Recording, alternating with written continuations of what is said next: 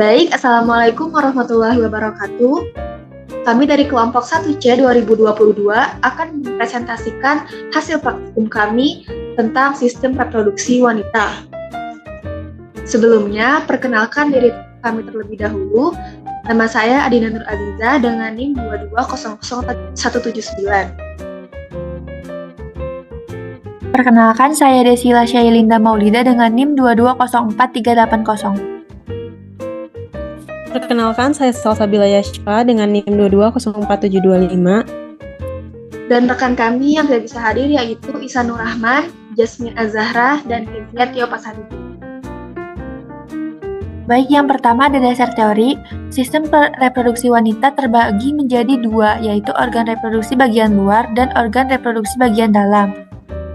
Genitalia eksterna meliputi vulva, mon pubis, labia mayora, labia minora, klitoris, orificium, eretre, dan hymen.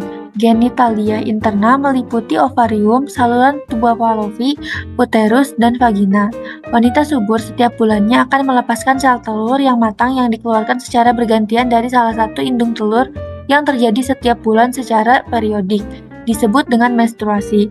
Menstruasi merupakan meluruhnya jaringan endometrium karena tidak adanya sel telur yang matang yang dibuahi oleh sperma. Proses pembentukan sel telur atau ovum disebut oogenesis. Proses ini terjadi di dalam ovarium. Pada ovarium yang ada di dalam tubuh embrio atau fetus terdapat sekitar 600.000 buah sel induk telur atau disebut oogonium yang bersifat diploid dengan 23 pasang kromosom. Selanjutnya, oosit pada permukaannya diselubungi oleh lapisan yang disebut folikel.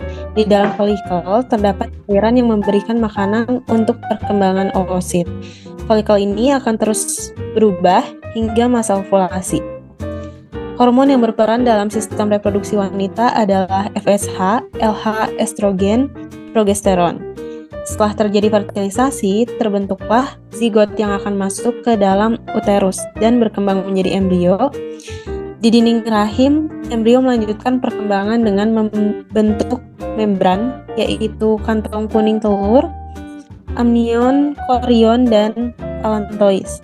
Selain itu juga dibentuk plasenta dan tali pusar. Setelah berkembang sempurna selama 9 bulan, 10 hari bayi dilahirkan.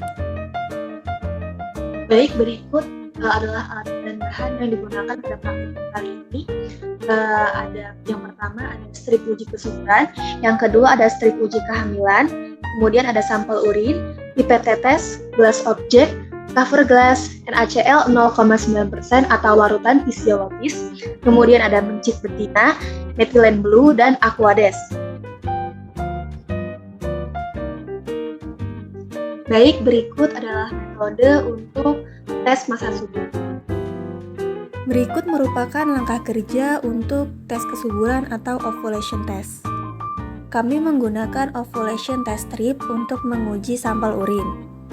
Terdapat 2 sampel urin yang akan diuji, yaitu yang sedang dalam masa subur dan sedang tidak dalam masa subur. Ovulation test strip yang siap digunakan dimasukkan ke dalam sampel urin dan tunggu hingga strip menyerap sampel. Letakkan strip di tempat yang kering. Hasil akan terlihat dalam 5-10 menit. Baik, kemudian ada langkah kerja untuk tes kehamilan. Berikut adalah langkah kerja untuk tes kehamilan. Digunakan strip HCD urin pregnancy test untuk pengujian sampel. Sampel yang digunakan merupakan urin wanita hamil dengan usia kehamilan 5 atau kurang dari 5 bulan. Strip kemudian dimasukkan ke dalam sampel dan tunggu hingga strip menyerap sampel. Hasil pengujian yang positif ditandai dengan garis 2 pada strip. Baik, untuk langkah kerja selanjutnya adalah metode pembuatan preparat apusan vagina. Langkah pertama adalah dengan mengisi pipet dengan larutan NaCl 0,9%. Kemudian pipet disemprotkan dan diisap pada vagina mencit 3-4 kali secara perlahan. Kemudian cairan keruh yang diambil dari vagina maci tersebut diteteskan pada gelas objek sekitar 1-2 tetes. Kemudian diteteskan juga metilen blue 1% dan biarkan selama 5-10 menit. Kemudian bila zat warna berlebih bilas dengan aquades pada gelas objek dan isap kelebihan cairan dengan kertas isap.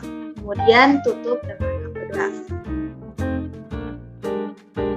Nah, berikut ada hasil dari tes kesuburan atau tes massa subur.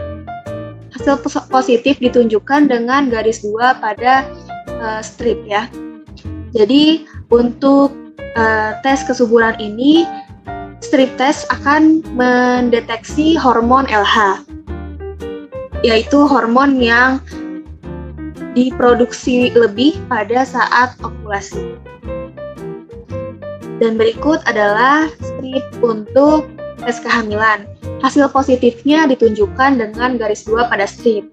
Jadi kalau tes kehamilan ini di strip mendeteksi hormon HCG.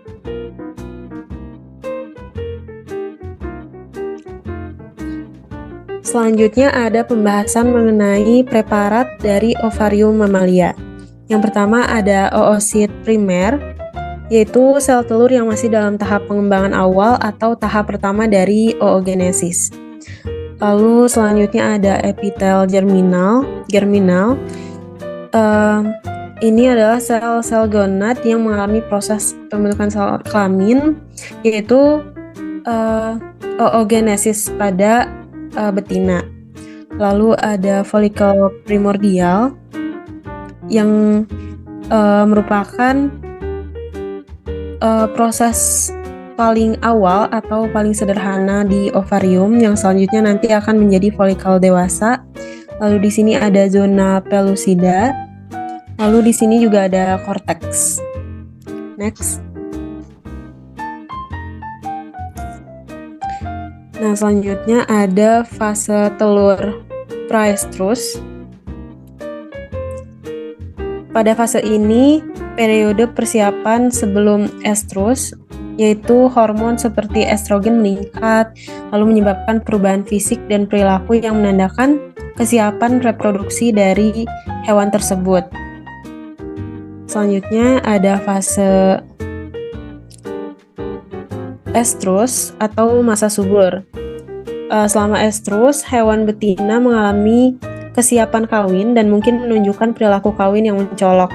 Ini adalah saat terbaik untuk pembiakan dan pada beberapa spesies, betina hanya menerima kawin pada periode estrus. Lalu di sini juga ada cornivien.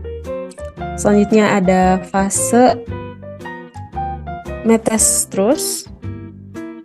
Pada fase ini terjadi setelah fase estrus, di mana tubuh mulai bersiap untuk mengalami kehamilan atau menstruasi, tergantung pada apakah pembuahan telah terjadi atau tidak. Selanjutnya ada fase diestrus. Pada fase ini merupakan fase yang terjadi setelah metastrus, yang melibatkan perubahan hormonal dan mungkin menunjukkan tanda-tanda kehamilan atau persiapan menstruasi, yang tadi mungkin tergantung dengan fertilisasi yang berhasil atau tidaknya. Selanjutnya ada preparat awetan dari Echinodermata. Echinodermata ini merupakan salah satu hewan yang perkembangan awalnya itu sederhana. Salah satu contoh dari Echinodermata adalah bintang laut. Tipe telur bintang laut adalah isolesital, sehingga pembelahannya total atau holoblastik dan hampir equal. Artinya pembelahannya menyeluruh dan menghasilkan blastomer yang hampir sama.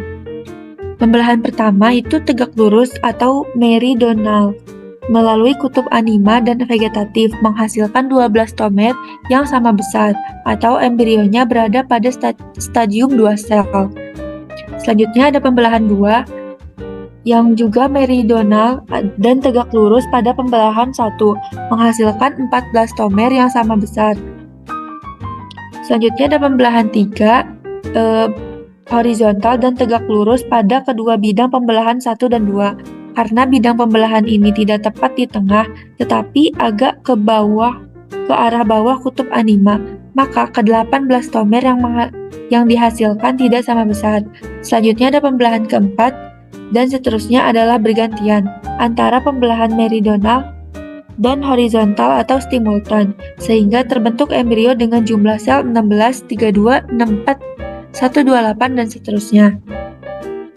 Next.